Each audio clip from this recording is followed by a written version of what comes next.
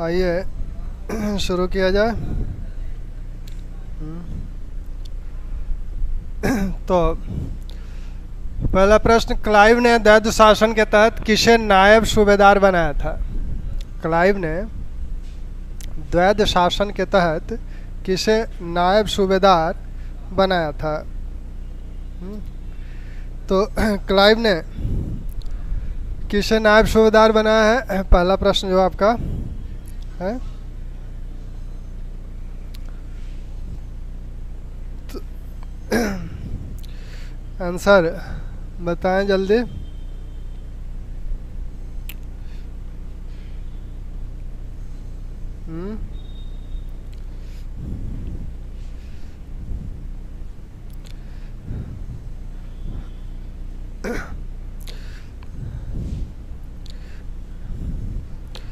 किसे क्लाइव ने नायब सूबेदार बनाया था? ठीक, मोहम्मद रजा खां, शिताब राय, शमरू, राय दुर्लभ। मोहम्मद रजा खां,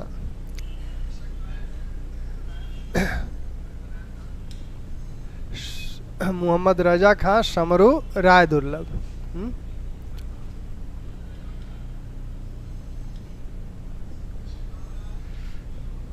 शमरू और कौन है इसमें? कोई आंसर आएगा? कोई आंसर दीजिए। क्लाइव डी, राय दुर्लभ। डी आंसर आया। और कोई आंसर? हम लोगों ने देखा था कि क्लाइव ने द्वैध शासन के तहत, द्वैध शासन, क्लाइव ने द्वैध शासन का मतलब क्या था? क्लाइव के द्वैध शासन का जो मतलब था कि सत्ता दो व्यक्तियों के पास रहे, जिसमें बंगाल का जो नवाब है औपचारिक रूप से प्रधान वो है, लेकिन नवाबी के कार्य को भी, निजामत के कार्य को भी कंपनी अपनी ओर से करना चाहती है। तो इसके लिए क्लाइव ने एक नायब सूबेदार, सूबेदार यही आप नवाब कहें या सूबेदार कहें, तो इसे उप नवाब कह सकते हैं या नायब नवाब कह सकते हैं।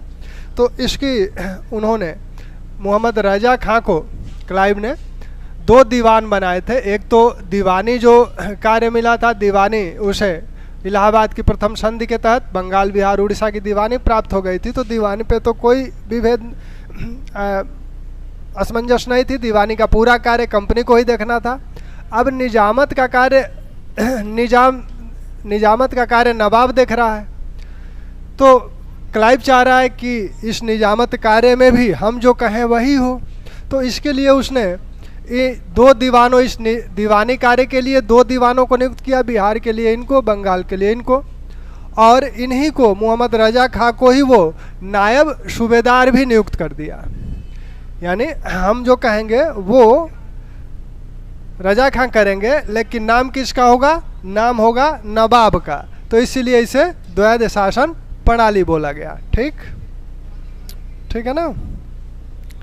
चलिए आगे चलें।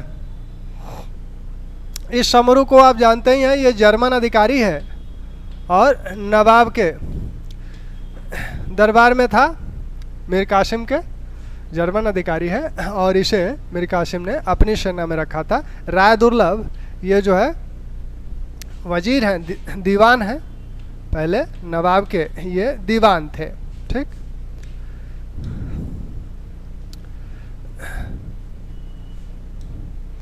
सत्रह सौ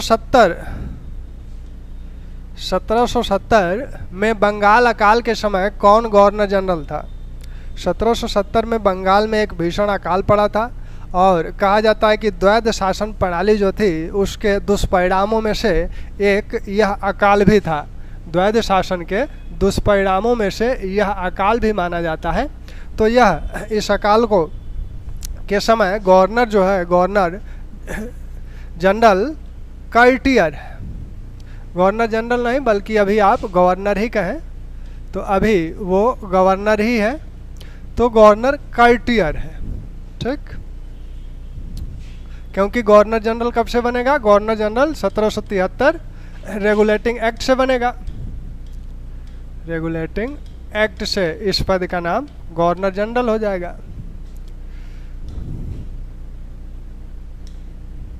निम्नलिखित कथनों में से असत्य कथन को चिन्हित कीजिए। क्लाइव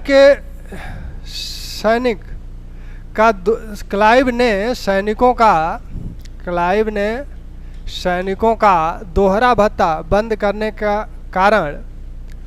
करने के कारण श्वेत विद्रोह हुआ था। क्लाइव के सैनिकों का, अच्छा ठीक है, ये क्लाइव के सैनिकों का दोहरा भत्ता बंद करने के कारण श्वेत विद्रोह हुआ था। कथन सत्य है या असत्य? दूसरा कथन है द्वैध शासन प्रणाली को वारेन हेस्टिंग्स ने 1774 में समाप्त किया।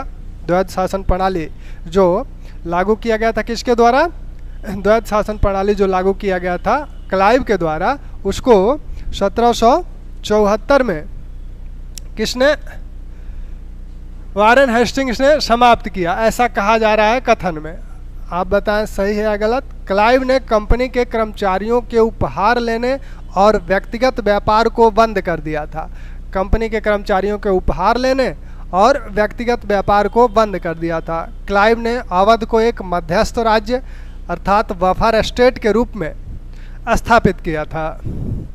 4 कथन है, चारों। गुड इवनिंग सत्ता जी, ऋतु जी, अमरेंद्र, सभी लोगों को गुड इवनिंग। इस प्रश्न को आप ध्यान से पढ़ें और फटाक से उत्तर दें। बहुत सामान्य सा प्रश्न है। प्रश्न की भाषा लंबी है तो भाषा लंबी, जिस प्रश्न की भाषा लंबी हो समझिए वो प्रश्न आसान है। प्रश्न अगर लंबा है तो समझिए आसान है। आसान सा प्रश्न है, इसका उत्तर आप बड़े आराम से दे देंगे। B answer. बी, द्वैध शासन प्रणाली वारेन हेस्टिंग्स ने 1774 में समाप्त कर दिया था। तो ये आंसर, ये गलत है, ये कथन। ठीक, कब समाप्त किया था? वारेन हेस्टिंग्स ने द्वैध शासन प्रणाली को कब समाप्त किया था? तो वारेन हेस्टिंग्स ने द्वैध शासन प्रणाली को 1772 में ही समाप्त कर दिया। 1772 में द्वैध शासन प्रणाली समाप्त हो गई। 1765 से जो लागू की गई थी, 1772 में आकर वारेन हेस्टिंग्स जो आया, उसे डायरेक्टरों से निर्देश मिला था कि शासन सत्ता अपने हाथ में लो, तो उसने द्वैध शासन को समाप्त कर दिया। ये सभी कथन सत्य हैं, तीनों कथन सत्य है। सैनिकों का दोहरा भत्ता बंद करने से ही जो सैनिक कलकत्ता से बाहर नियुक्ति जिनकी होती थी उन्हें भत्ता दिया जाता था, तो उस भत्ता को अब बंगाल, बिहार, उड़ीसा इतना क्षेत्र हो गया कंपनी के साम्राज्य में, तो अब इससे बाहर जिसकी नियुक्ति होगी उसको भत्ता मिलेगा। यही क्लाइव कह रहा था। इसके विरोध में इलाहाबाद में सैनिकों ने विद्रोह कर दिया, कुछ लोगों ने इस्तीफा दिया, क्लाइव ने उनके इस्तीफे स्वीकार कर लिए और निम्न अधिकारियों को प्रमोट करके कमीशन पद दे दिया। तो यह विद्रोह हुआ तो, लेकिन सफल नहीं हुआ। ठीक। व्यापार को उसने, व्यक्तिगत व्यापार को बंद कर दिया था, उपहार लेना भी बंद कर दिया था, और बफर स्टेट जो इलाहाबाद की द्वितीय संधि थी, तो द्वितीय संधि के तहत इसने अवध को बफर स्टेट के रूप में स्थापित किया। बफर स्टेट का मतलब ये था, बफर स्टेट इसलिए स्थापित किया गया था कि यहाँ इधर बंगाल है, बंगाल, बिहार, उड़ीसा है, तो इधर कंपनी का राज्य है, ये बीच में अवध है, इधर आपके मराठे हैं, तो मराठों से डर था कंपनी को, तो बीच में ये रहेगा, तो इसकी सुरक्षा यानी बंगाल की सुरक्षा, कोई भी आएगा तो पहले अवध होके तब बंगाल में प्रवेश करेगा। तो उसकी रणनीति ये थी कि हम इसकी सुरक्षा का भार ले लें तो हमारी सुरक्षा खुद ब खुद हो जाएगी। तो यही बफर स्टेट है। चलिए चौथा प्रश्न, सूची 1 और सूची 2 को सम्मिलित कीजिए और नीचे दिए गए कूट से सही उत्तर का चयन कीजिए। सूरत की संधि, बड़गांव की संधि, सालबाई की संधि, देवगांव की संधि। सूरत की संधि, सालबाई की संधि, बड़गांव की संधि, देवगांव की संधि, इनके संबंधित वर्ष दिए हुए हैं, कब ये संधियां किस वर्ष में हुई थी।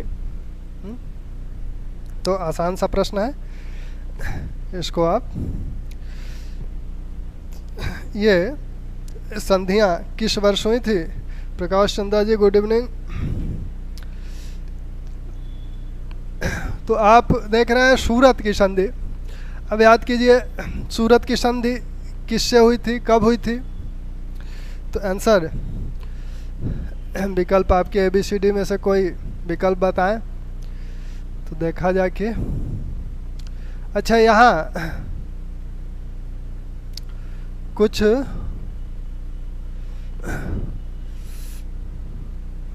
एक गलती आपकी इस संधि में है, उसको सुधार लीजिएगा। सुधार के तब जो है इसको आप 75 पढ़ के करिएगा। 85 को आप 75 पढ़ के करें, 1775। अब सभी विकल्प आपके सही हैं। डी आंसर, डी का मतलब A का 3, A का 3, B का 2, B का 2, C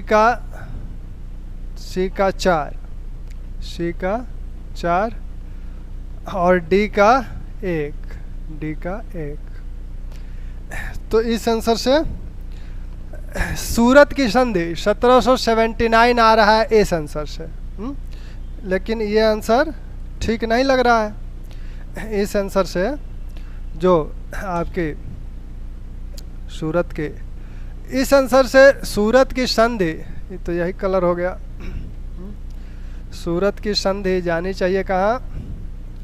सूरत की संधि जो जाएगी वो 1775 पे जाएगी, ठीक। और बड़गांव की संधि 1779, ये आपकी, यानी ये आपका A, ये आपका B, और शालवाई की संधि 1782 में हुई थी C, और बड़गांव की संधि 3 में हुई थी 1800, सॉरी देवगांव की संधि 1803 में हुई थी। ये सारी संधियां मराठों और अंग्रेज़ों के बीच हुई हैं। ये जितनी संधियां हैं सभी मराठों और अंग्रेज़ों के बीच हुई हैं। ये जो संधियां हैं, सूरत की संधि, बड़गांव की संधि, शालबाई की संधि, ये तीनों संधियां प्रथम आंग्ल मराठा युद्ध के समय हुई हैं। ये तीनों संधियां कब हुई हैं? प्रथम आंग्ल मराठा युद्ध, प्रथम आंग्ल मराठा युद्ध के समय हुई हैं। और प्रथम आंग्ल मराठा युद्ध आप जानते हैं 1775 से 82 के बीच हुआ था। इस युद्ध की शुरुआत ही सूरत की संधि से हुई 1785 में। 1775 में जो सूरत की संधि हुई थी, रघुनाथ राव ने कंपनी के साथ सूरत में जाकर जो संधि कर ली थी खुद पेशवा बनने के लिए। माधव नारायण राव को वो पेशवा नहीं बनने देना चाहते थे, तो ये कंपनी की सहायता से पेशवा बनना चाहते थे, इसलिए उन्होंने जाकर सूरत में संधि कर ली। इसके बाद उस सूरत संधि को कलकत्ता प्रेसिडेंसी ने नामंजूर कर दिया। तत्पश्चात जो संधि हुई वो पुरंदर की संधि हुई। पुरंदर की संधि 1776 में, ये पुरंदर की दूसरी संधि आप कर लें, क्योंकि पुरंदर की एक संधि पहले भी हुई है 1665।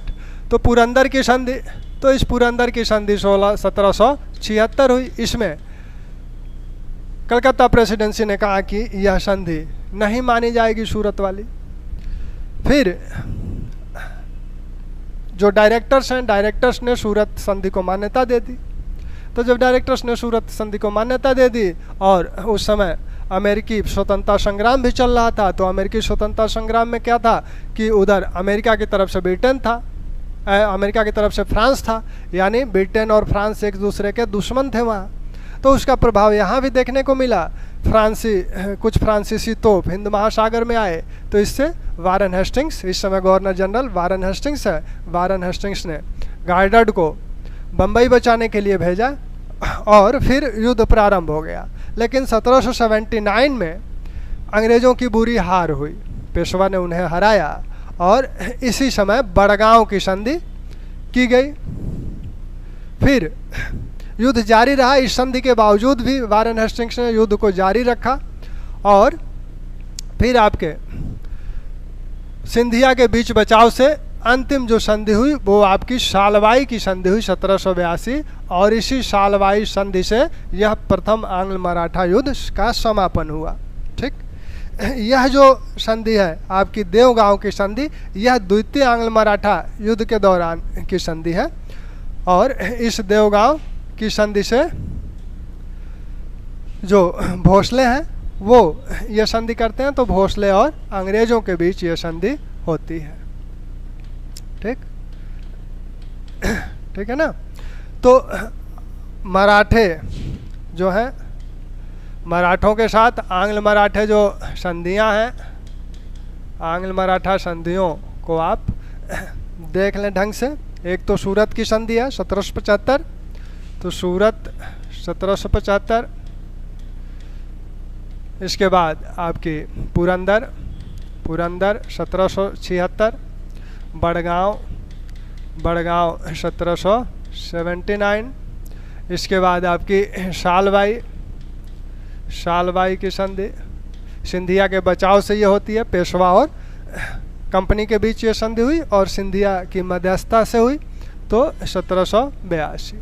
फिर द्वितीय में देवगांव संधि, द्वितीय ये तो प्रथम आंग्ल मराठा युद्ध के हैं, देवगांव संधि होती है आपकी 1803। इसी समय 1803 में ही सूरजन अर्जन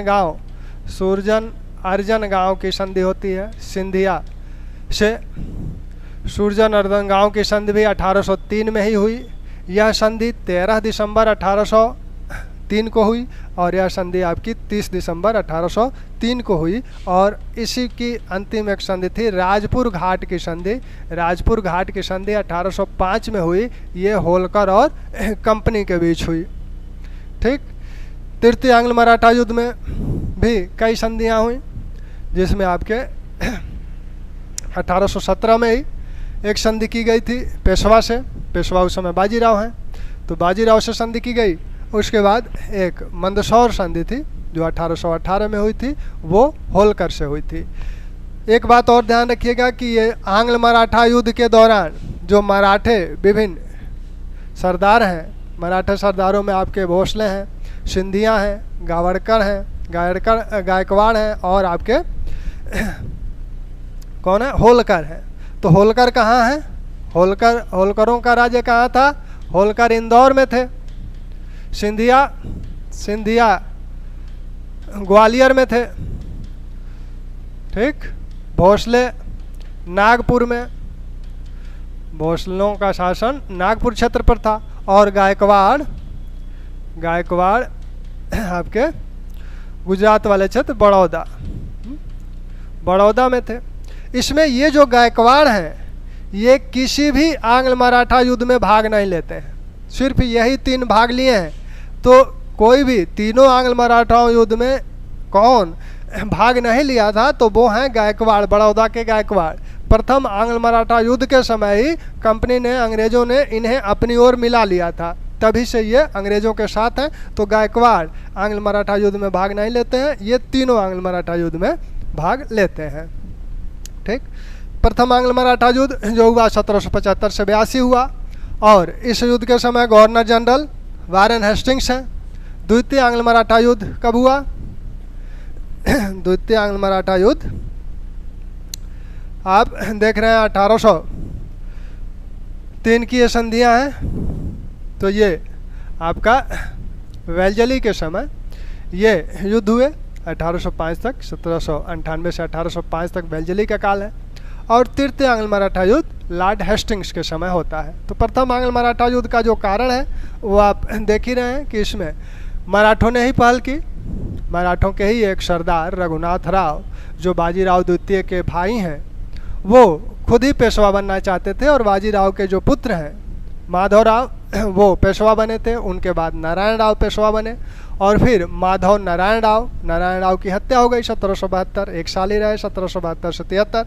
उसके बाद माधव नारायण राव पेशवा बने, अल्पवयस्क थे, तो ये चाहते थे कि हम पेशवा बने, लेकिन नाना फडणवीस के कारण इनकी दाल वहाँ नहीं गली, तो ये अब कंपनी की सहायता से पेशवा बनना चाहते हैं।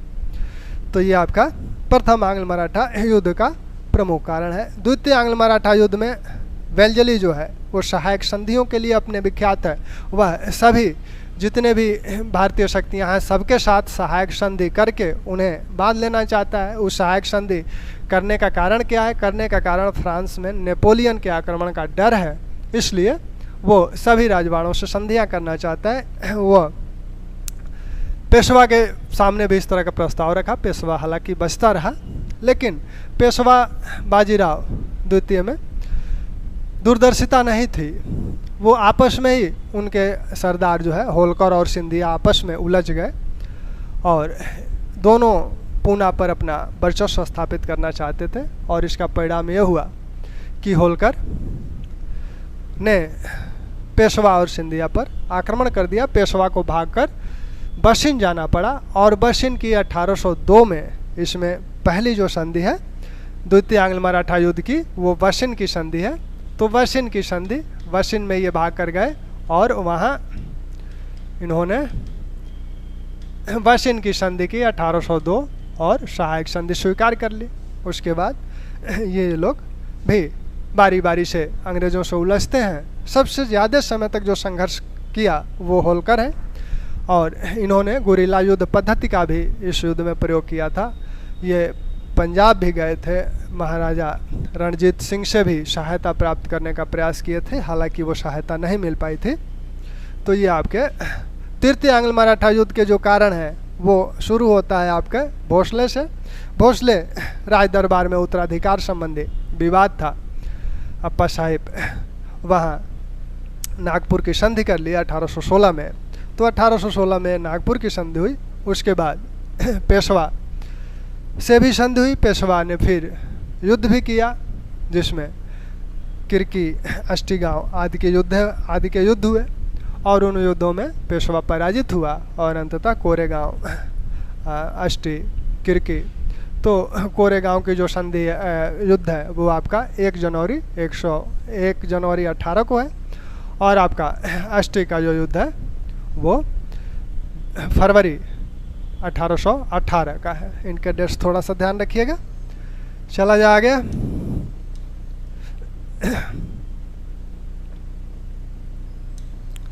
निम्नलिखित कथनों में से असत्य कथन का चयन कीजिए। टीपू 1887 में बादशाह की उपाधि धारण किया था। टीपू 1887 में बादशाह की उपाधि धारण किया था। हैदर अली ने डिंडीगुल में आधुनिक शस्त्रागार स्थापित किया था। प्रथम आंग्ल मैसूर युद्ध का समापन मद्रास संधि से हुआ। तृतीय आंग्ल मैसूर युद्ध के दौरान हैदर अली का निधन हुआ। तृतीय आंग्ल मैसूर युद्ध के दौरान हैदर अली का निधन हुआ। तो ये 4 कथन है। 4 कथनों में से कौन असत्य है तो इसको देखा जाए। आंसर आएगा रविकांत, गुड आफ्टरनून। इसका आंसर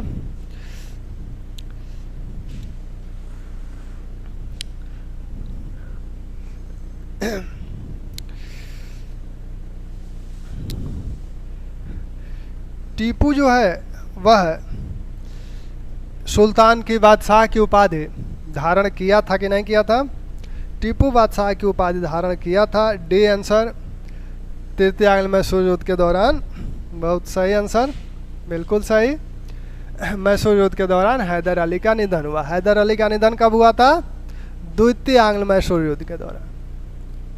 द्वितीय आंग्ल मैसूर युद्ध के दौरान। द्वितीय आंग्ल मैसूर युद्ध कब से कब हुआ? 1780 से 84 के बीच हुआ। तो इस युद्ध के दौरान उनका निधन हुआ था 1782 में। निधन कब हुआ? निधन हुआ 1782 में। तो ये द्वितीय आंग्ल मैसूर युद्ध है। प्रथम आंग्ल मैसूर युद्ध कब से कब हुआ? प्रथम आंग्ल मैसूर युद्ध 1767 से 69। और आपका तृतीय आंग्ल मैसूर युद्ध, तृतीय आंग्ल कब हुआ? तृतीय आंग्ल हुआ 1790 से 92। और चतुर्थ आंग्ल मैसूर युद्ध हुआ 1799। ठीक। इस युद्ध का कारण प्रथम आंग्ल मैसूर युद्ध के समय जो मैसूर का शासक है वो हैदर अली है। हैदर अली 1761 तक वह एक सैनिक के रूप में भर्ती हुआ था और यहाँ जो शासक है ये प्राचीन जो विजयनगर साम्राज्य था, तो उसी साम्राज्य के खंडहर पे ये मैसूर राज्य का गठन हुआ। वेंकट द्वितीय विजयनगर सम्राट जो वेंकट द्वितीय था, उसी के काल में मैसूर का शासक वाडियार को उसने मैसूर का राजा मान लिया, स्वतंत्र राजा मान लिया। उसके बाद मैसूर ने अपना साम्राज्य विस्तार किया और कृष्णराज एक अल्पवयस्क शासक था और उस समय मराठों और निजामों का आक्रमण लगातार मैसूर पर हो रहा था और उसी समय हैदर मैसूर की सेना में भर्ती हुआ था और धीरे धीरे वो इस युद्ध काल में अपनी प्रतिभा के कारण पदोन्नति करते हुए 1761 तक राजा बन गया। लेकिन उसने बादशाह आदि की उपाधि नहीं धारण की। वो मैसूर के जो प्राचीन परंपरागत राज्य है उसी के आधार पर कार्य कर रहा है, तो इसलिए वो बादशाह की उपाधि नहीं धारण किया। लेकिन टीपू ने बादशाह की उपाधि धारण की 1787 में। 1782 में जब उसका निधन हुआ तब टीपू शासक बन गया। तो यहाँ इस युद्ध का जो कारण है वह सामान्य सा कारण यही है कि मराठे और निजाम सभी, कर्नाटक भी, वो मैसूर पर आक्रमण करना चाहते हैं, अपना क्षेत्र विस्तार सभी करना चाहते थे, तो अपने अपने जिनकी सीमाएं मिलती थी उस पर आक्रमण करते थे। अंग्रेज़ों ने भी निजाम से एक संधि कर ली। तब हैदर अली ने देखा कि हमारे विरुद्ध सभी एकजुट हो रहे हैं, तो उसने मराठों और निजाम को अपनी ओर मिला लिया। मराठों का धन देकर, मराठे धन के लालची हैं, उन्हें धन चाहिए तो उन्हें धन देकर अपनी ओर मिलाया। निजाम को छत्र चाहिए तो निजाम को भूमि और छत्र का लालच दिया, मिला लिया और मिला के कर्नाटक पर आक्रमण कर दिया। कर्नाटक को जब नहीं जीत पाने की स्थिति में था तब उसने कर्नाटक को छोड़कर, आरकाट को छोड़कर, जो उसकी राजधानी थी, मद्रास पर आक्रमण कर दिया। और मद्रास जब गिर गया तब अंग्रेज होश में आए और वो मद्रास की संधि किए और मद्रास की संधि से यह युद्ध का समापन हुआ, शांति स्थापित हुई। तो प्रथम जो मैसूर युद्ध हुआ वो मद्रास की संधि से इसका अंत हुआ। द्वितीय मैसूर युद्ध का जो कारण है, द्वितीय मैसूर युद्ध में आप देख रहे हैं कि इस समय कौन है गवर्नर जनरल? इस समय वारेन हेस्टिंग्स गवर्नर जनरल हैं। तो यहाँ जो कारण है इसका भी कारण वही है। इसका कारण, दो कारण प्रमुख हैं। इस दो कारणों में से कोई एक कारण आपके विकल्प में रहेगा, या हो सकता है दोनों रहे, बहुविकल्पी उस तरह से कूट वाले बना दे। तो पहला कारण यह था कि माही जो बंदरगाह था, उस बंदरगाह पर अंग्रेज अपना अधिकार करना चाहते थे, जबकि हैदर अली उसे अपने अधीन मानता था। तो एक तो कारण यह था। दूसरा कारण यह था कि ब्रिटिश सेना ने हैदर अली के राज्य से बिना इसकी अनुमति के अपनी सेना दक्षिण भेज दी थी। इससे भी वो नाराज था कि हमारे राज्य से सेना भेजी गई, हमारे बिना अनुमति के भेजी गई, ये हमारी संप्रभुता का उल्लंघन है। तो यही दो प्रमुख कारण थे, इसके कारण ये युद्ध हुआ। तीसरा जो युद्ध है 1790-92, वह कर्नवालिस इस समय गवर्नर जनरल है। इस समय भी कर्नवालिस मराठों और निजाम से प्रोत्साहित होकर ये सभी शक्तियां मिलकर मैसूर पर आक्रमण करती है और इसी युद्ध में कर्नवालिस गवर्नर जनरल है। कर्नवालिस ने, इसकी पहले भी बात हुई थी, इसी युद्ध के विजय पे श्रीरंगपट्टनम की संधि इसमें हुई थी। श्रीरंगपट्टनम के किले के पास टीपू ने जो है संधि के लिए आगे आया था, तो यही संधि हुई। और इस संधि में पोर्टोनोवा का ये युद्ध है 1781 में, इसमें हैदर अली पराजित हुआ था, लेकिन उसने बाद में बेर्थवेट के नेतृत्व में अंग्रेजी सेना को पराजित किया था और उसे बेर्थवेट को बंदी भी बना लिया था। तो इसका ध्यान रखिएगा। इसमें तृतीय आंग्ल मैसूर युद्ध में कर्नवालिस ने कहा कि हमने अपने शत्रु को, क्योंकि इस श्रीरंगपट्टनम संधि के तहत टीपू को क्या करना पड़ा, अपना आधा राज्य अंग्रेजों, मराठों और निजाम को देना पड़ा। तो इसीलिए कर्नवालिस ने कहा था कि हमने अपने शत्रु को प्रभावशाली ढंग से पंगु बना दिया है तथा अपने मित्रों यानी निजाम और मराठों को भी बहुत शक्तिशाली नहीं होने दिया। चौथा युद्ध जो होता है ये वेल्जली के काल में होता है और वेल्जली चाहता था सहायक संधि करना, लेकिन टीपू इसके लिए तैयार नहीं था।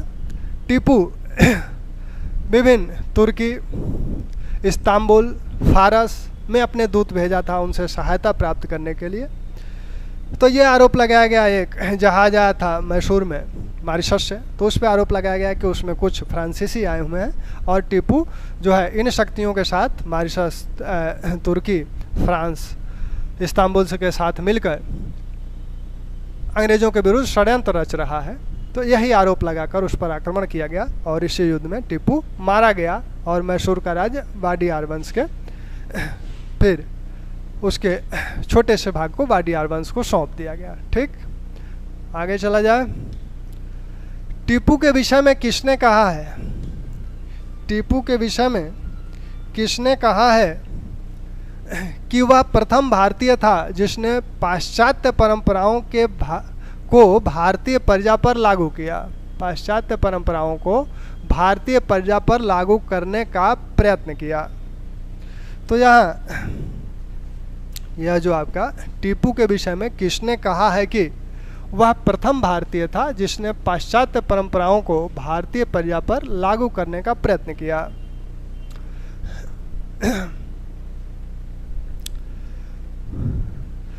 तो भारतीय प्रजा पर लागू करने का जो प्रयत्न किया, तो यह डाडवेल कहते हैं कि वह प्रथम भारतीय है जिसने पाश्चात्य परंपराओं को भारतीय प्रजा पर लागू करने का प्रयत्न किया।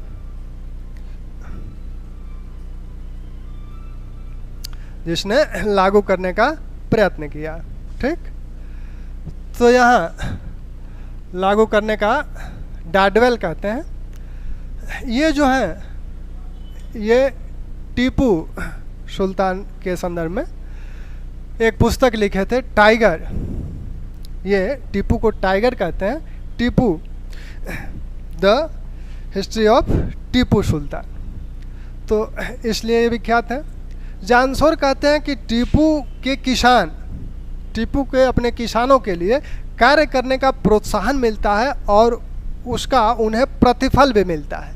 तो ये टीपू की प्रशंसा करते हैं, टीपू के प्रशासन की, और कहते हैं कि टीपू के जो किसान हैं, यानी टीपू के राज्य में जो किसान हैं, उन्हें कार्य करने का प्रोत्साहन मिलता है और उसका पर्याप्त प्रतिफल भी मिलता है। अल्फ्रेड लायल ने कहा कि टीपू के विरुद्ध नक्षत्रों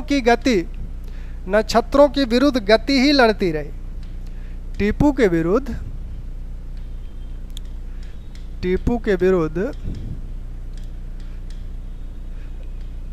नक्षत्रों की विरुद्ध गति ही लड़ती रही, यानी कहने का मतलब कि उसके भाग्य ही उसके पक्ष में नहीं था, इसीलिए वो असफल होता गया, पराजित होता गया। तो ये बात अल्फ्रेड लायल कहते हैं। बिल्क्स कहते हैं कि हैदर राज्य बनाने के लिए जन्मा था और टीपू राज्य गंवाने के लिए जन्मा था। तो यह कथन किसका है? विल्क्स का है कि हैदर राज्य बनाने के लिए जन्मा था। हैदर राज्य बनाने के लिए जन्मा था और टीपू उसे गंवाने के लिए जन्मा था। टीपू क्या जन्मा था? गंवाने के लिए। हालांकि यह बात सही नहीं है, फिर भी व्यवहारिक जो परिणाम हुए वो वही हुए। तो इसलिए बिल्किस कहते हैं। मूर भी टीपू के शासन की प्रशंसा करते हैं और मूर कहते हैं कि टीपू के साम्राज्य का आंखों देखा हाल प्रस्तुत करते हैं और बताते हैं कि अगर किसी देश में आप जाते हैं, वहाँ खेतों को लहलहाते देखते हैं, जनसंख्या खूब है, उद्योग दिन प्रतिदिन बढ़ रहे हैं, विकसित हो रहे हैं, तो आप क्या कहेंगे कि यहाँ की जनता एक अच्छे शासक से शासित हो रही है। ऐसा है टीपू का प्रदेश। तो मूर टीपू की प्रशंसा में ये सारी बातें कहते हैं। ठीक है। टीपू ने जब श्रीरंगपट्टनम की संधि हुई तो टीपू का आधा राज्य ले लिया गया। तब उसकी आय कुछ कम हो गई, तो आय कम हो गई तो उसने भूकर में 37.5% की वृद्धि किया था। इस बात को ध्यान रखिएगा कि श्रीरंगपट्टनम संधि के पश्चात 1792 की जो श्रीरंगपट्टनम संधि हुई थी, तो उसके पश्चात उसने भू राजस्व में 37.5% की वृद्धि किया था। उसने भू राजस्व के जो जमींदारी प्रथा थी उसको समाप्त किया था और किसानों से सीधे संपर्क किया था, यानी सीधे किसानों से राजस्व इकट्ठा किया जाता था। ठीक, आइए आगे। ठगी प्रथा को समाप्त करने के लिए विलियम बेंटिक ने किसे नियोजित किया था? ठगी प्रथा को समाप्त करने के लिए विलियम बेंटिक ने किसे नियोजित किया था? तो इस प्रश्न का उत्तर जल्दी आए।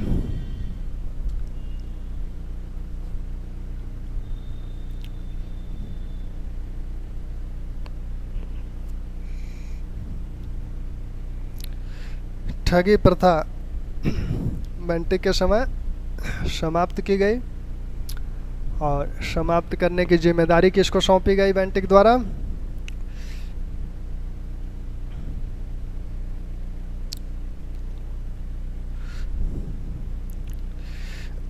एक प्रश्न से मतलब सिर्फ प्रश्न से मतलब न रखिए, प्रश्न के साथ जो अन्य चीज़ें कही जा रही हैं उनको भी नोट करते जाइए, या ठीक है, क्योंकि वो भी सब आपके प्रश्न ही हैं। कर्नल स्लीमन को उसने नियुक्त किया था ठगी प्रथा को समाप्त करने के लिए। ठीक, आइए 8 नंबर। किसके शासनकाल में अंग्रेजों ने दिल्ली पर अधिकार कर लिया? किसके शासनकाल में अंग्रेजों ने दिल्ली पर अधिकार कर लिया? दिल्ली पर बी, बहुत सही, विलियम बेंटिक। विलियम बेंटिक का कार्यकाल कब से कब तक है?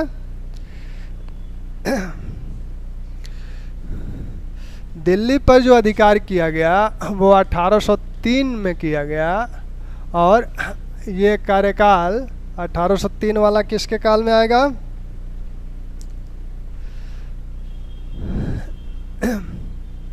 हम्म 2835 बेंटिक का काल है, और बेल्जली का काल 98 से 5 है, तो ये बेल्जली के काल में होगा। ठीक, लॉर्ड लेक को भेजकर इसने दिल्ली पर अधिकार कर लिया। ठीक है, चलें आगे। ब्रिटिश कंपनी ने सबसे पहले किससे सहायक संधि की थी? हैदराबाद, अवध, कर्नाटक। 1922 से 28 किसका कार्यकाल है?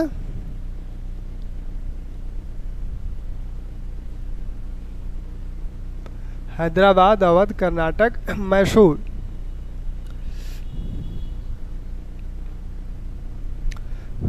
ब्रिटिश कंपनी ने सबसे पहले किसके साथ सहायक संधि की?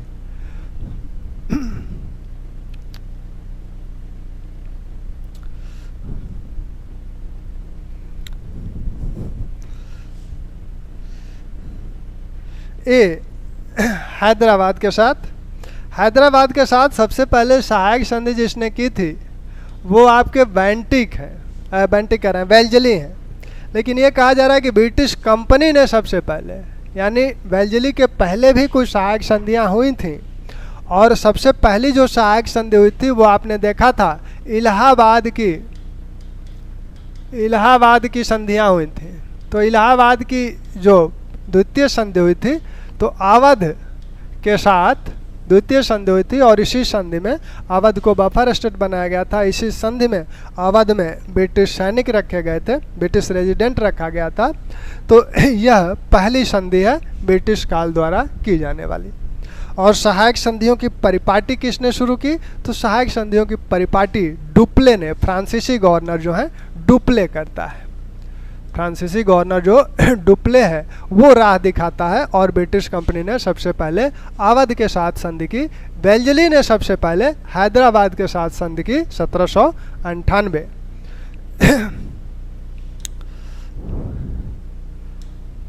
अरबों का पहला आक्रमण किस पर हुआ था?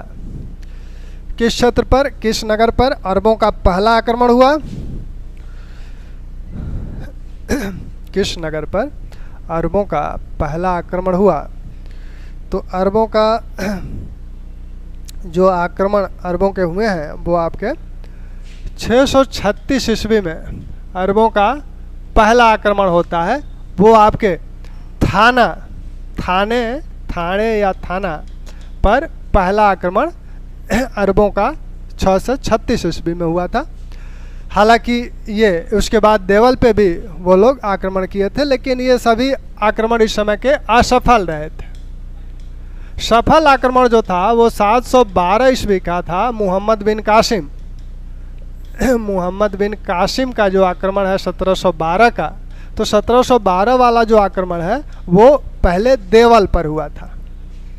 तो मोहम्मद बिन कासिम का पहला आक्रमण किस पे है? मोहम्मद बिन कासिम का पहला आक्रमण देवल पर है। तो कासिम का पहला आक्रमण इस पे है, दूसरा नीरून पे है। ये आक्रमण किसके हैं? कासिम के। 1712 कासिम। और उस समय इराक, ये कासिम किसका सरदार है, किसका सैनिक है, किसका सेनापति है? तो इराक के शासक हल्लाज का। हल्लाज ने भेजा था इसे। और ये सिंध में है, तो सिंध का राजा उस समय कौन था? सिंध का राजा दाहिर था। और यह आक्रमण किसकी अनुमति से किया गया? हल्लाज ने किससे अनुमति ली? हल्लाज ने खलीफा वाहिद से। हल्लाज ने खलीफा वाहिद से अनुमति ली थी। वाहिद की अनुमति से भारत पर आक्रमण किया था। ठीक। तो इसके बाद देवल, देवल पर नीरून, नीरून के बाद राउर, राउर पे किया। तीसरा आक्रमण राउर पे है। फिर ब्राह्मणवाद, फिर अलोरा जो सिंध में दाहिर की राजधानी थी। ठीक। चलिए 11 सूची 1 और सूची 2 को सम्मिलित कीजिए और नीचे दिए गए कूट का सही उत्तर चयन कीजिए। कुछ किताबें हैं और कुछ ग्रंथ हैं, उनके रचनाकार हैं, रचयिता हैं। तारीख यामिनी, तारीख यामिनी के लेखक कौन है?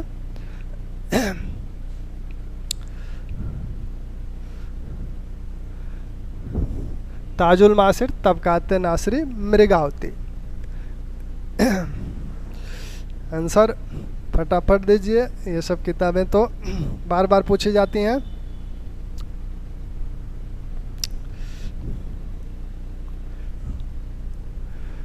तारीख यामिनी, पहले भी बात हुई थी, गौरी की जब बात हुई थी और गजनवी की बात हुई थी, तो उसमें तारीख यामिनी का जिक्र आया था। तो सी आंसर। सी का मतलब है ए का 3, ए का 3, सी यही है ना। B2, B2, C4, C4, D1। ये आपका सी आंसर जो है, यह आंसर आपका गलत है। ए मिनहाजुस सिराज, मिनहाजुस सिराज ने जो ग्रंथ लिखा वो आपका तारीख यामिनी, तारीख यामिनी जिसका है वो उत्वी है। ए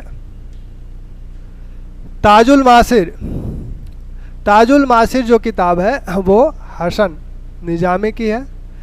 तबकात नासरी मिनहाज का है और मृगावती कुतबन का है। तो D4 कौन मिल रहा है?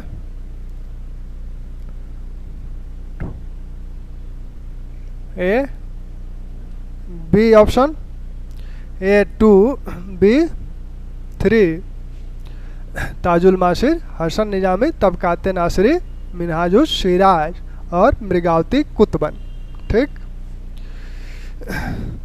समीर जी नमस्कार, कहाँ रहते हैं आप? दिखाई नहीं देते हैं। 12 नंबर दिल्ली सल्तनत। अच्छा, उसमें उस प्रश्न में थोड़ा सा और ध्यान रखिएगा कि यह जो है ताजुल मासिर के ये जो लेखक हैं मिनहाजुस सिराज, इन्हें किसने संरक्षण दिया था? इनको इल्तुतमिश ने संरक्षण दिया था। इल्तुतमिश ने संरक्षण दिया था। और इन्हें संरक्षण किसने दिया था? इन्हें ऐबक ने संरक्षण दिया था। ऐबक ने संरक्षण दिया था। ठीक। ग्रंथों की बात एक दिन करेंगे। एक दिन जो है 5-7 प्रश्न किताबों का रख के एक पेपर में स्थापत्य, जो सल्तनत स्थापत्य है उसमें 5-7 प्रश्न करके पूरा स्थापत्य कर लिया जाएगा। दिल्ली सल्तनत के 1206 से 1290 तक के काल को ममलुक वंश किसने कहा है? ममलुक वंश का नामकरण किसने किया? इस काल में जितने शासक हैं वो सभी ममलुक वंश के हैं। यह बात किसने कही?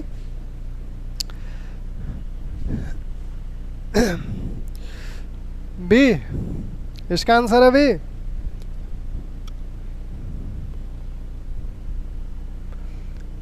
बी आंसर 12 का है चरता जी।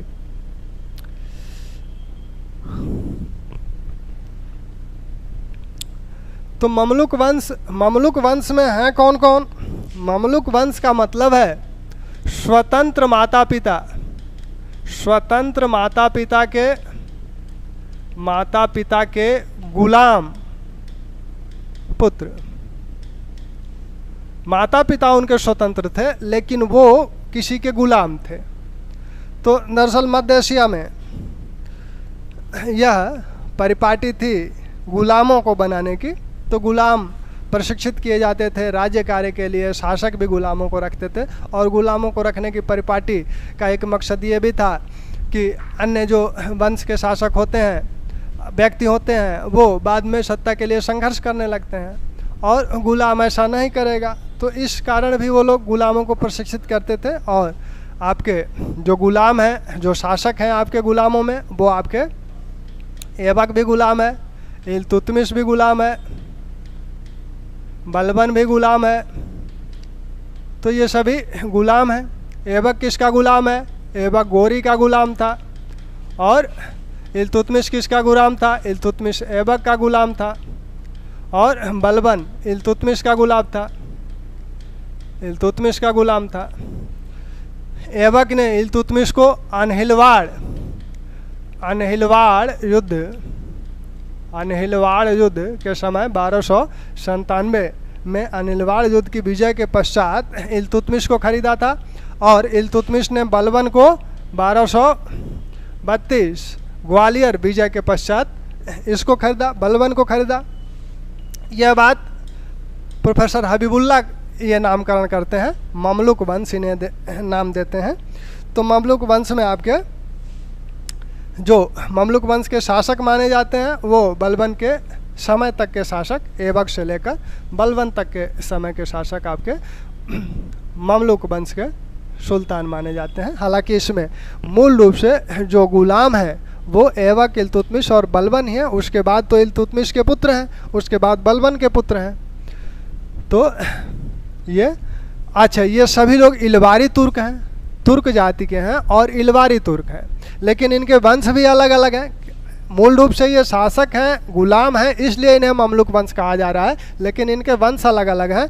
ये इसका वंश ऐबक का क्या था? ऐबक का वंश आपने देखा था, ये इल्तुतमिश का वंश शमशी वंश था। इसको एक तरह से बलबनी वंश कहा जाता है। इसने अपने वंश की स्थापना की थी। ऐबक को भी वही कहा जाता है। तो वंश इनके अलग अलग हैं, लेकिन चूंकि ये गुलाम हैं, एक ही प्रकार, एक ही स्थिति के हैं, इसलिए इन्हें ममलुक बोला गया। और बाद में इनके संदर्भ में कुतुबुद्दीन ऐबक है तो इसे कुतुबी वंश भी कहा गया, कुतुबी वंश। इसे शमसुद्दीन इल्तुतमिश है तो इसे शमशी वंश, इसे बलबनी वंश।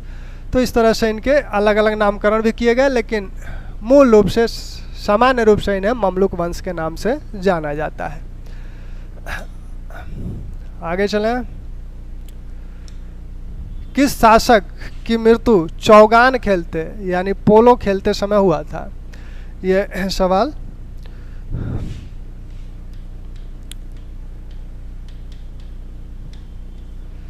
चौगान या पोलो खेलते समय हुआ था। आंसर जल्दी दें, बहुत सीधा सा प्रश्न है, बहुत ही।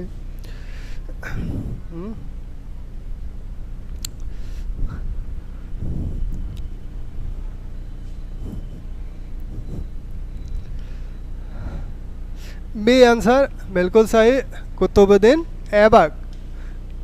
कुतुबुद्दीन ऐबक का जो काल है वो 12 से 6 से 10 और कुतुबुद्दीन ऐबक गुलाम किसका है?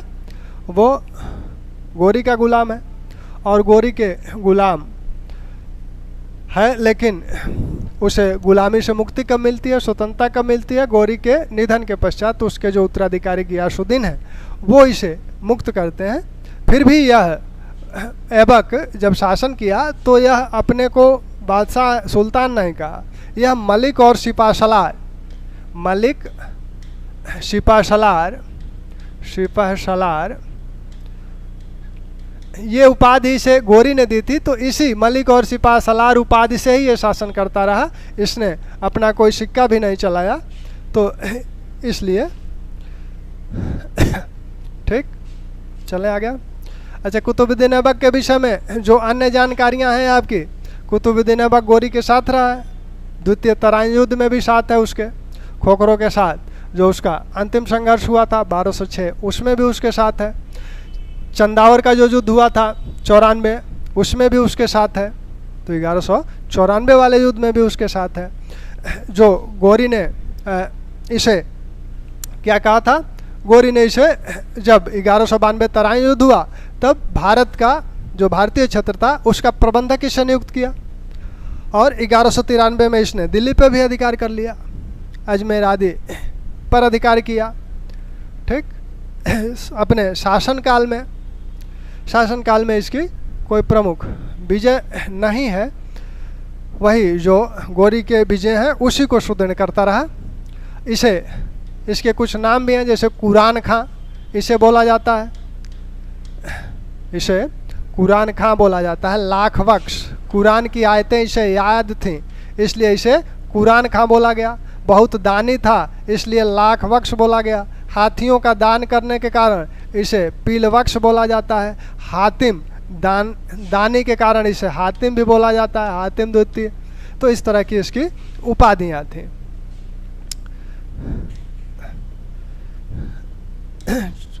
गोरी के निधन के बाद इल्तुतमिश को दिल्ली आने के लिए किसने आमंत्रित किया था? तो गोरी का जो निधन हुआ था, तो गोरी के निधन नहीं, बल्कि यहाँ आप ऐबक के निधन के बाद इल्तुतमिश को दिल्ली आने के लिए किसने आमंत्रित किया था? एक बात और भी जानिएगा कि जो आप जानते ही हैं कि ऐबक जो है वो दिल्ली से शासन नहीं किया, लाहौर से शासन किया, क्योंकि उस समय जो एल्दीज थे और कुबाचा ये भी गोरी के गुलाम थे। गोरी के गुलाम ऐबक भी हैं, एल्दीज भी हैं, कुबाचा भी हैं। एल्दीज गजनी का शासक बन गया, कुबाचा सिंध पे शासन करता था। भारतीय साम्राज्य की जिम्मेदारी इन्हें दी गई थी, दिल्ली में एक सेना रखी गई थी। लेकिन एल्दीज जो है वह गोरी के निधन के पश्चात खुद को गजनी का शासक मानते हुए भारतीय साम्राज्य पर अपना अधिकार मानता है, क्योंकि पहले भारत जो है, गोरी के समय भारत एक स्वतंत्र राज्य तो है नहीं, वो गजनी राज्य का एक हिस्सा है। तो इसी संदर्भ में वो कहता है कि गजनी का शासक मैं हूँ, इसलिए भारतीय जो भारत का राज्य है वो भी हमारा हिस्सा है। तो वो भारतीय राज्य पर दावा करता है। तो इसी डर से ऐबक दिल्ली में रह के शासन नहीं किया, बल्कि लाहौर में ही रह के शासन किया कि उधर से कोई आक्रमण हो तो उसको विफल करें। जब मंगोलों का आक्रमण गजनी पे हुआ तब एल्दीज वहाँ से भागकर पंजाब आया, और मंगोलों का नहीं बल्कि ख्वारिज्म शाह का जब आक्रमण हुआ गजनी पर तब यह भाग आया इधर, और गजनी की जनता ने ऐबक को आमंत्रित किया। तो ऐबक गजनी पर गया था, वहाँ अधिकार भी किया, 40 दिन मात्र रहा, लेकिन वहाँ की जनता उससे संतुष्ट नहीं हुई। जब एल्दीज फिर वहाँ चला गया तब इसने देखा जनता का समर्थन है नहीं, तो पुनः लौट आया। तो ऐबक जो है 40 दिन तक गजनी पर भी अधिकार रखे हुए था। तो यहाँ इसका उत्तर आपका है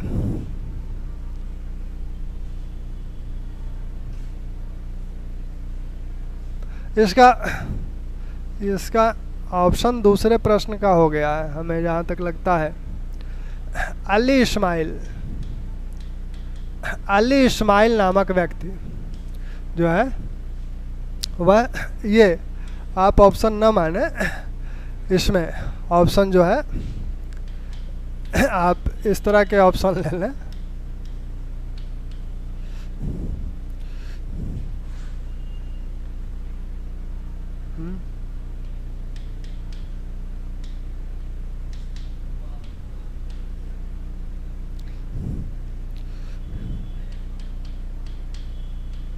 तो इसमें ये जो अली इस्माइल है, दरअसल दिल्ली की जनता ने इल्तुतमिश को आमंत्रित किया। दिल्ली की जनता ने आपस में बैठ के जब आराम शाह शासक बने, तब दिल्ली की जनता ने इल्तुतमिश को आमंत्रित किया और वह आमंत्रण अली इस्माइल ने भेजा था दिल्ली की जनता की ओर से।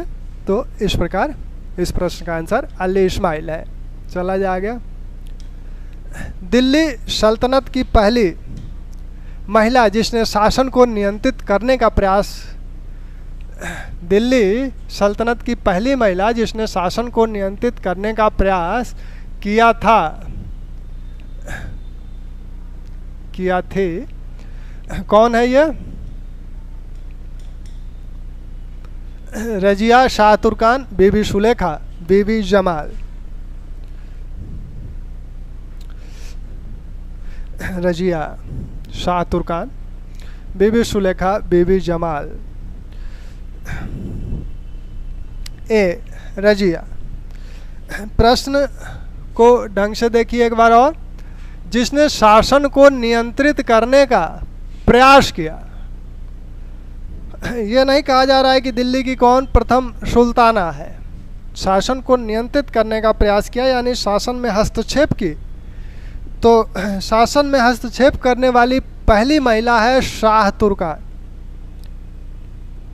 यह जो इल्तुतमिश के उत्तराधिकारी फिरोज हैं, उनकी माँ है, फिरोज की माँ है। और इसने जो है शासन को नियंत्रित करने का प्रयास किया था। बहुत षड्यंत्रकारी महिला थी और यह शासन, फिरोज अपने ऐशो आराम में व्यस्त था, तो उस दौरान यह शासन को नियंत्रित करने का प्रयास की और इससे रजिया भी प्रताड़ित थी।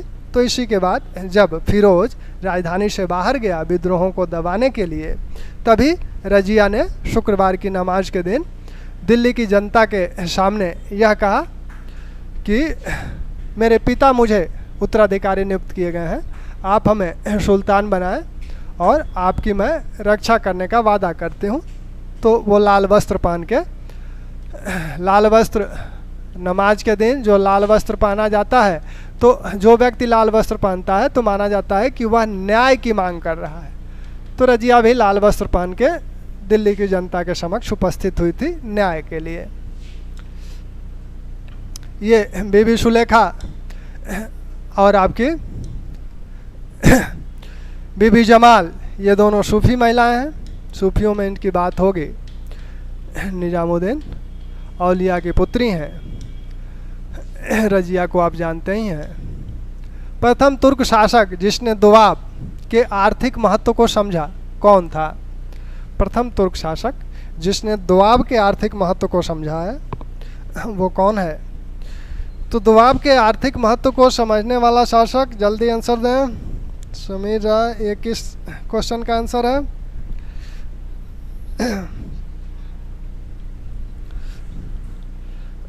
दिल्ली के आर्थिक महत्व को समझने वाला पहला शासक, दोआब के आर्थिक महत्व को समझने वाला पहला शासक तुर्क शासक।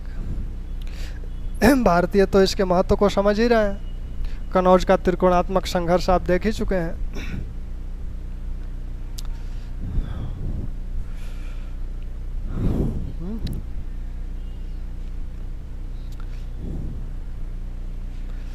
तो आपका आर्थिक महत्व को समझने वाला पहला शासक इल्तुतमिश है और इसने 2000 सैनिकों को यहाँ नियुक्त किया, उन्हें यहाँ जागीरें आदि दी। तो यहाँ के महत्व को समझने वाला पहला शासक इल्तुतमिश।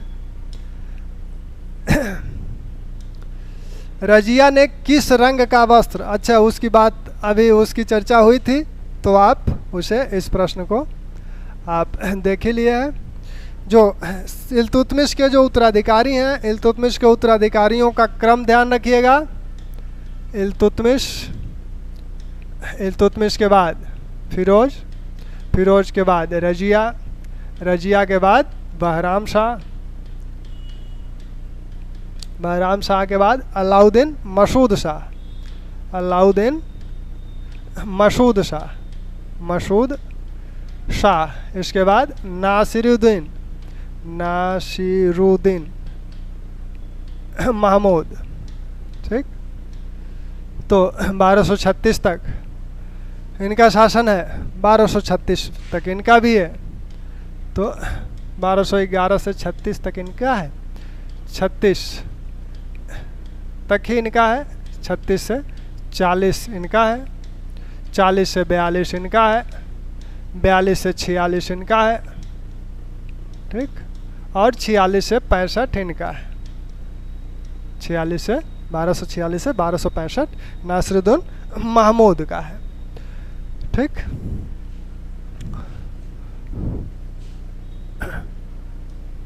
आगे चलें।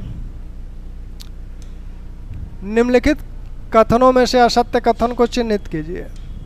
निम्नलिखित कथनों में से असत्य कथन को चिन्हित कीजिए। 1231 में ग्वालियर अभियान के समय इल्तुतमिश ने अपनी पुत्री रजिया को दिल्ली का प्रभारी बनाया था। 1231 में ग्वालियर अभियान के समय इल्तुतमिश ने अपनी पुत्री रजिया को दिल्ली का प्रभारी बनाया था। कथन सही है या गलत?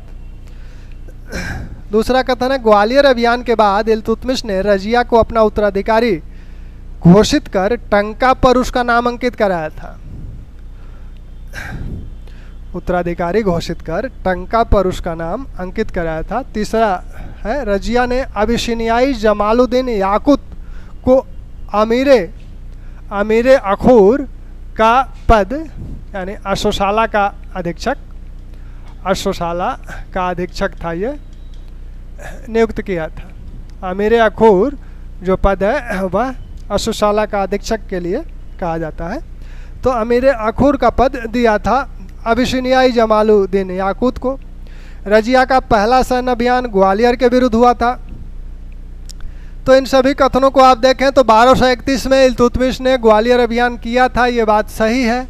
और जब ग्वालियर अभियान किया था तो उसने जब राजधानी से बाहर गया तो वह दरअसल उसका जो पुत्र है, पुत्र नासिरुद्दीन के मरने के बाद 1229 में जब उसकी मृत्यु हो जाती है मंगोलों के से संघर्ष करते हुए, उसके बाद वही सबसे उसका योग्य पुत्र था, उसी से उसको उम्मीदें थीं। उसके बाद वो अपने किसी पुत्र को योग्य नहीं मानता है, अपनी पुत्री रजिया को ही योग्य मानता है। तो उसने अपनी पुत्री रजिया को राजधानी का कार्यभार सौंप कर गया था। जब वहाँ से लौटा तो इसने उसे उत्तराधिकारी भी, वह अच्छा कार्य की थी इसकी अनुपस्थिति में, तो उसे उत्तराधिकारी भी घोषित कर दिया और अपने चांदी के सिक्के टंके पर अपने साथ उसका नाम भी अंकित करा दिया।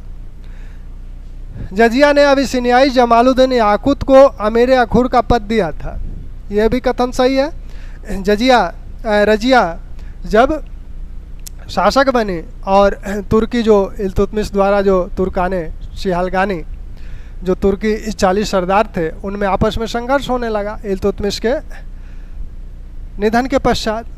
तो जजिया ने इसे तोड़ने का प्रयास किया, गैर तुर्कों को, तो कुछ तुर्कियों को और कुछ गैर तुर्कों को भी शासन में भागीदार बनाया। उसी दौरान उसने अबिसिनियाई याकूत को उसने अपना अमीर अखूर बनाया।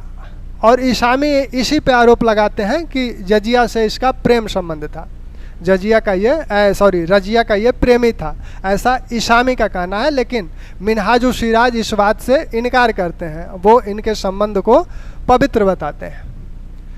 यह कहा जाता है कि यह रजिया जब घोड़े पर चढ़ती थी तो उसे हाथ का सहारा देकर उसे चढ़ाता था। तो इसी संदर्भ में ईसामी ने यह आरोप लगाया है कि ये इन पे प्रेम संबंध का आरोप लगाया।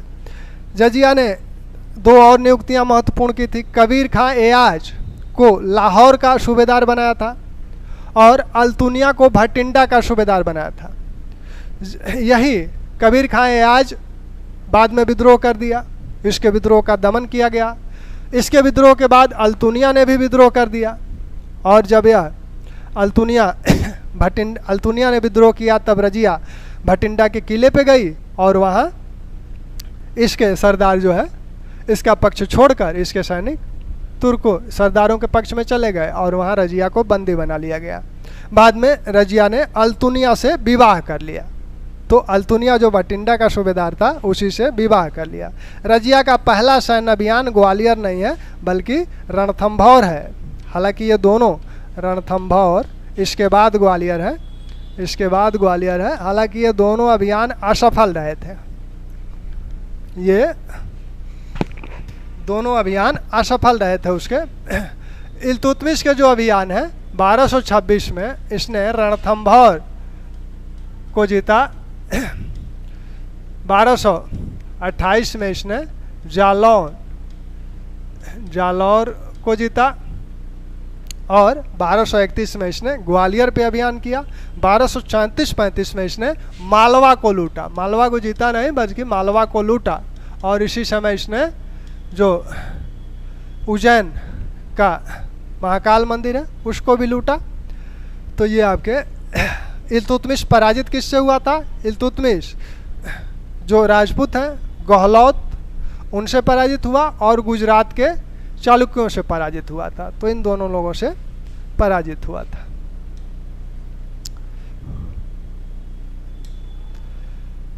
मिन्हाजुस सिराज ने किसे दिल्ली का आदर्श सुल्तान कहा है? दिल्ली का आदर्श सुल्तान मिन्हाजुस सिराज ने किसे कहा है? तो दिल्ली का आदर्श सुल्तान मिन्हाजुस सिराज जो कहते हैं वो नासिरुद्दीन महमूद को कहते हैं। नासिरुद्दीन महमूद को वो दिल्ली का आदर्श सुल्तान बताते हैं। ठीक। किसके विषय में कहा गया है कि वह बिना तुर्की सरदारों की आज्ञा के न तो हाथ पैर हिलाता, न ही पानी पीता था और न सोता था? किसके विषय में ये बात कही गई है? इसामी ने यह बात कही है कि वह तुर्की सरदारों के बिना आदेश के न तो हाथ पैर हिलाता है, न ही पानी पीता था, न सोता था। तो यह बात जो हो रही है इल्तुतमिश के उत्तराधिकारियों के काल की हो रही है, क्योंकि इन्हीं उत्तराधिकारियों के समय जो तुर्कान चिहलगानी हैं वो शासन सत्ता पे अपना प्रभाव बनाए रखना चाहते हैं। और इसी समय आपने देखा नायबे मामलिकात नामक पद का भी गठन किया गया बहराम शाह के समय पहली बार। और इस पद पर नियुक्ति किसकी हुई? इस पद पर नियुक्ति एतगीन की हुई थी। पहली नियुक्ति एतगीन की हुई थी, नायब मामलिकात। इसे नायब भी बोला जाता है, इसे यानी उप सुल्तान के रूप में समस्त अधिकार इसके पास रहते थे। तो यह बात कही गई है जो वो डी, इसका आंसर डी सही है, नासिरुद्दीन महमूद। क्योंकि एतगीन को यहाँ नियुक्त किया गया। एतगीन को किसके समय नियुक्त किया गया था? एतगीन को बहराम शाह के समय। सबसे पहले इस पद का गठन बहराम शाह के समय हुआ था। फिर अलाउद्दीन मसूद शाह के भी समय इस पद को देखा जाता है। तो अलाउद्दीन मसूद के भी समय कुतुबुल हसन दूसरे नायब बने थे, बहराम शाह, अलाउद्दीन मसूद शाह। हालांकि बहराम शाह ने इसकी हत्या करा दी थी एतगीन की। एतगीन जब अपने महल पर नौबत और हाथी रखने लगा, जो कि सिर्फ सुल्तान का विशेषाधिकार था, तब बहराम शाह ने इसकी हत्या कर दी थी। तो उसके बाद किसी की नियुक्ति बहराम शाह के काल में नायब के पद पर नहीं की गई। फिर अलाउद्दीन मसूद शाह के समय कुतुबुद्दीन हसन को इस पद पर नियुक्त किया गया। इसके बाद आपके जो शासक हैं नासिरुद्दीन महमूद, इनके समय में इस पद को देखा गया कब? 1249 में। 1249 में जब बलबन ने अपनी पुत्री का विवाह, जुलैदा का विवाह जब नासिरुद्दीन महमूद से किया, तब उस समय इन्होंने बलबन को नायब का पद दिया और उलूग खां की उपाधि दी। नायब का पद और उलूग खां की उपाधि दी। हालांकि बीच में इस पद से 1253 में नासिरुद्दीन ने इन्हें हटा दिया था बलबन को। राय रायन उस पद पर वकीलदार बन गया था, लेकिन फिर 1254 में बलबन नायब बन गया। तो इस प्रकार यह जो काल है अलाउद्दीन मसूद शाह का, यही बलबन की शक्ति के विस्तार का यही काल है अलाउद्दीन मसूद शाह का। तो अलाउद्दीन मसूद शाह का जो काल है वो बलबन की शक्ति के बढ़ने का काल है। और नासरुद्दीन के समय तो वो बिल्कुल एक तरह से सम्राट की भूमिका में आ जाता है। 1254 में वो सभी अधिकार, छत्र का भी अधिकार ले लिया, यानी एक तरह से शासक के रूप में कार्य करने लगा। बलबन को किसने उलूग खां की उपाधि थी, अभी जो बात हुई थी, बलबन को उलूग खां की उपाधि नासिरुद्दीन महमूद ने दी थी, 1249 में दी थी। और इसी समय उसे नायब भी बनाया था जब बलबन ने अपनी पुत्री का विवाह नासिरुद्दीन से कर दिया था। ठीक, तो ये आपके कुछ प्रश्न थे। कुछ ऐबक और इल्तुतमिश के समय के या बहराम शाह के। तो ऐबक के समय भी इनके समानांतर दो गुलाम हैं जिनकी चर्चा हुई है, एल्दिज और कुबाचा। एल्दिज कहाँ का शासक था, गजनी का शासक हो गया था, और कुबाचा सिंध का। ये दोनों इल्तुतमिश के समय भी हैं और इल्तुतमिश ही इनका अंत करता है। एल्दिज को उसने 1215-16 में तराइन के युद्ध में पराजित किया, मार डाला। कुबाचा जो है, कुबाचा को मारा नहीं बल्कि कुबाचा ने स्वयं ही सिंधु नदी में डूबकर आत्महत्या कर ली। इल्तुतमिश के समय ही एक बार भारत पर पहला मंगोल आक्रमण का खतरा हुआ था। मंगोल आक्रमण हुआ नहीं था। चंगेज खां सिंधु तट तक आया था लेकिन सिंधु को पार नहीं किया। ख्वारिज्म शाह पर आक्रमण, ईरान के शासक थे, उन पे आक्रमण करने के लिए वो चला था। ख्वारिज्म कैस्पियन सागर की ओर भाग गया और उसका पुत्र अलाउद्दीन मंगबरनी भारत आ गया। उसने इल्तुतमिश से सहायता मांगी लेकिन इल्तुतमिश ने उसके दूत को मार दिया और कहलवा दिया, यहाँ की जलवायु आपके अनुकूल नहीं है। अगर इल्तुतमिश सहायता मंगबरनी का दिया होता तो संभवतः चंगेज खां भारत पर भी आक्रमण करता और चंगेज खां उस समय का सभी साम्राज्य उसके सामने धूल बन गए थे। तो इल्तुतमिश ने अपनी बुद्धिमत्ता से भारत को बचा लिया। रजिया के समय भी इसी तरह का संकट उत्पन्न हुआ था, रजिया ने भी बचा लिया, लेकिन मंगोलों का पहला आक्रमण जो हुआ वो बहराम शाह के समय हुआ। तो चलिए मंगोलों के आक्रमण पर बात होगी एक दिन। ठीक, धन्यवाद।